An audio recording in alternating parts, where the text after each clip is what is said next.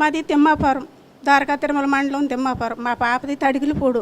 అయితే నేను 3 సంవత్సరాల మట్టి వస్తున్నానండి ఇక్కడికి. మేము పెద్ద బాబు పుట్టినప్పుడు 10,000 ట్రాన్స్ఫర్ చేసుకున్నాను. చేసుకున్నాక మళ్ళీ రెండో బాబు పుట్టాకి 8 నెలలు వచ్చాక మా అల్లుడు ఫోన్ చేశాడండి, కడుపు నొప్పి వస్తుందని. శుక్రవారం రాత్రి హాస్పిటల్కి వచ్చేటప్పటికి ఆపరేషన్ చేయించారండి. చేయించాక పిల్లోడిని బాక్స్లో పెట్టాలన్నారు. నా పిల్ల అయితే హాస్పిటల్లో ఒక్కతే ఐసీలో ఉంది. నేనైతే నా పిల్ల దగ్గరికి వెళ్ళి చూస్తే ఐసీలో ఉండి చెయ్యి ఊపుతుంది. చెయ్యి ఊపుతుంటే గబగబా ఐసీ కాడికి వెళ్ళి అమ్మ ఏంటి బాగుందంటే ఆపరేషన్ చేసేసానంటే సిలువ వేసుకుని నేను మళ్ళీ అది బెదలాడతా పిల్లడి దగ్గరికి దవుడికి. పిల్లోడిని 8 మీటర్ మీద పెట్టేటప్పటికి నాకు 3 ఆడపిల్లలు. 3 ఆడపిల్లలకైతే నాకు పెద్ద కుమార్తెకి 2 ఆడపిల్లలే.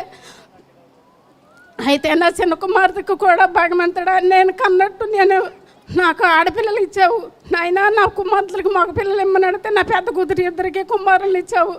అయినా నా కుమారులు 2 కూడా మగ పిల్లలు కావాలని అంటే నా చిన్న కుమార్తెకి 2 కొడుకులను ఇచ్చాడు. మళ్ళీ రెండో కుమార్తెకి జంగారెడ్డిగూడెం వెళ్ళాను. జంగారెడ్డిగూడెం నా పిల్లని తీసుకుని వెళ్తే ఏంటమ్మా అంటే నాకు పిల్లలు లేరు అయ్యగారని అంటే పుడతాడమ్మా పో అంటే పెద్ద కుమారుడు ఈ కుమారుడు పుట్టాడు. కుమారుడు తర్వాత ఈ కుమారుడు ఐసీలో పెట్టి 8 మీటర్ పెట్టేదాడికి నాకు చాలా బాధ వేసింది.